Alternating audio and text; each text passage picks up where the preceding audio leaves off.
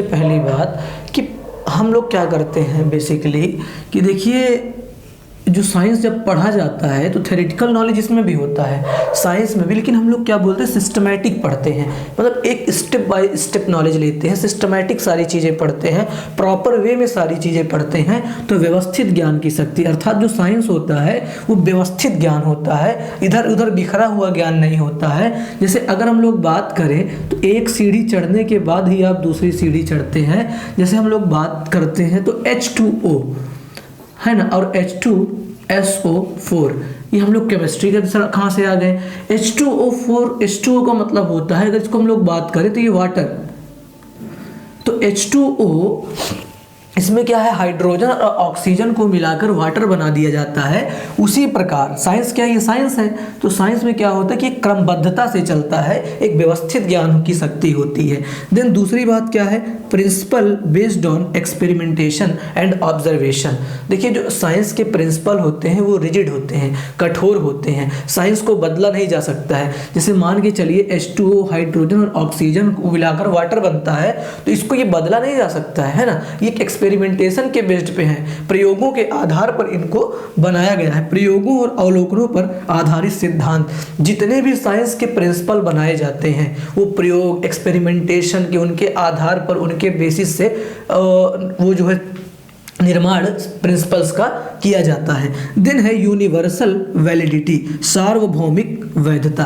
अब अगर हम लोग बात करें तो जैसे न्यूटन ने अपना लॉ दिया ग्रेविटेशन का, सर IJ न्यूटन ने ग्रेविटेशन, गुरुत्वाकर्षण की खोज की, और उन्होंने कहा कि यदि कोई चीज़ ऊपर को उछाली जाएगी तो जो हमारी भूमि है, पृथ्वी है, उसमें गुरुत्वाकर्षण बल है, वह अपनी ओर जो है उसको आकर्षित करेगा, खींचेगा, चुंबकत्वीय बल उसमें होता है। तो उसी प्रकार अब उसको बदला नहीं जा सकता। ऑल ओवर वर्ल्ड में सार्वभौमिक वैधता है। H2O हाइड्रोजन और ऑक्सीजन को मिलाकर अगर वाटर बनता है तो कोई भारत में ही नहीं बल्कि ऑल ओवर वर्ल्ड में वाटर ही बनेगा। तो जो साइंस के प्रिंसिपल होते हैं वो चेंज नहीं होते हैं और यूनिवर्सल एप्लीकेबिलिटी होती है। सार्वभौमिक उनकी वैधानिकता या सार्वभौमिक उनकी क्या होती है, वैधता हमेशा रहती है। अब अगर हम मैनेजमेंट की बात करें तो देखिए, मैनेजमेंट में सिस्टमैटिक नॉलेज ऑब्वियसली रिक्वायरमेंट होता है।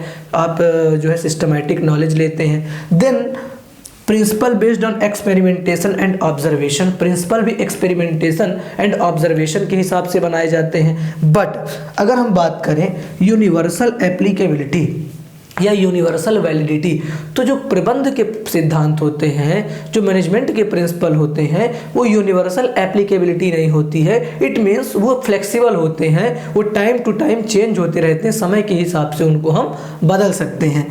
तो एक प्रकार का अगर हम देखा जाए तो ये कह सकते हैं कि कभी भी मैनेजमेंट प्योर साइंस नहीं हो सकता, है ना।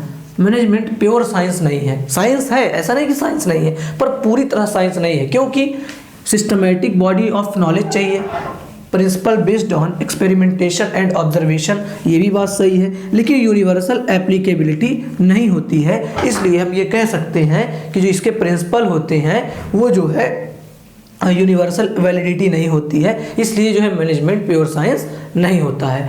अब चलते हैं हम लोग जो है मैनेजमेंट एज अ प्रोफेशन।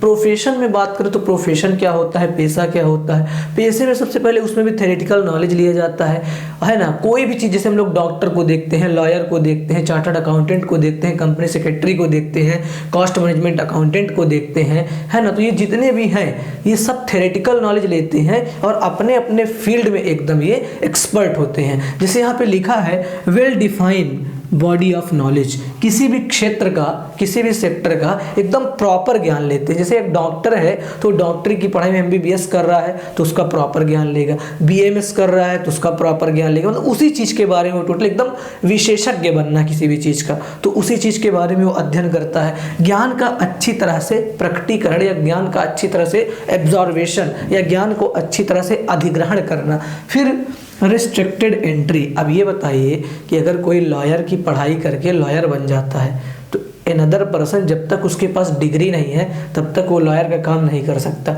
अगर कोई पढ़ाई करके डॉक्टर बन जाता है तो फिर क्या होता है कि वो डॉक्टर को कोई ओवरलैपिंग नहीं कर सकता है, मतलब नॉर्मल पर्सन वो काम नहीं कर सकते हैं, कोई भी व्यक्ति उनको ओवरलैपिंग नहीं कर सकता है। रेस्ट्रिक्टेड एंट्री होती है, प्रतिबंधित प्रवेश होता है कि कोई भी पर्सन वहाँ नहीं जा सकता है।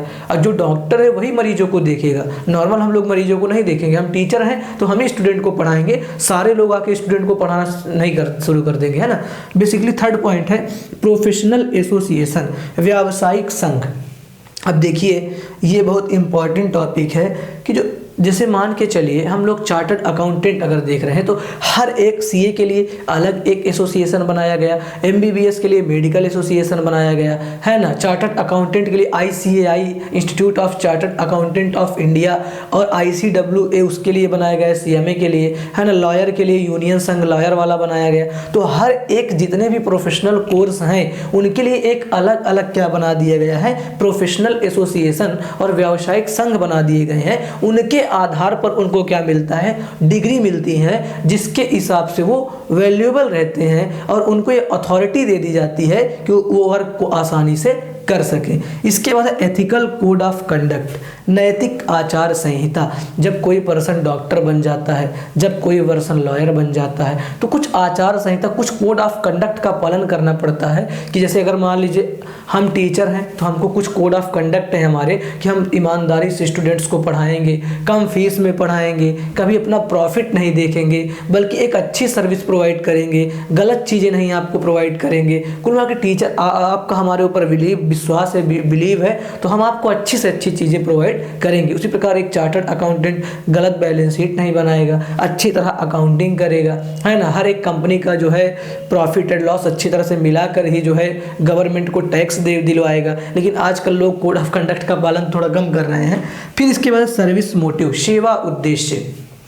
ये जितने भी ऑर्गेनाइजेशन है या जितने भी प्रोफेशनल पर्सन हैं उनका सबका ऑब्जेक्टिव क्या होता है, सेवा करना, सर्विस प्रोवाइड करना। तो बेसिकली जितने भी ऑर्गेनाइजेशन या इंस्टीट्यूशंस या प्रोफेशनल पर्सन होते हैं इनका मेन मोटिव क्या होता है, सर्विस प्रोवाइड करना। अब हम मैनेजमेंट को लेके देखते हैं तो देखिए मैनेजमेंट में well defined body of knowledge की जरूरत पड़ती है, लेकिन रिस्ट्रिक्टेड एंट्री नहीं होती। मैनेजमेंट कोई भी कर सकता है, जो भी पर्सन थोड़ा बहुत जानकार है, अपना दुकान खोल के धंधा खोल के बैठा और वो मैनेजमेंट कर सकता है।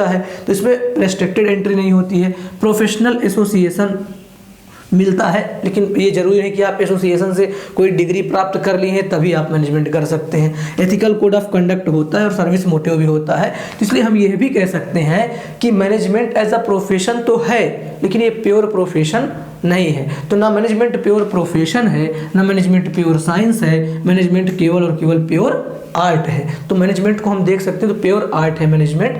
तो अब बेसिकली हम लोगों ने कवर किया नेचर ऑफ मैनेजमेंट और स्वभाव की। मैनेजमेंट कितने स्वभाव, 3 प्रकार के स्वभाव होते हैं, आर्ट, साइंस और प्रोफेशन। तो मुझे उम्मीद है कि आपको यहाँ तक समझ में आया होगा।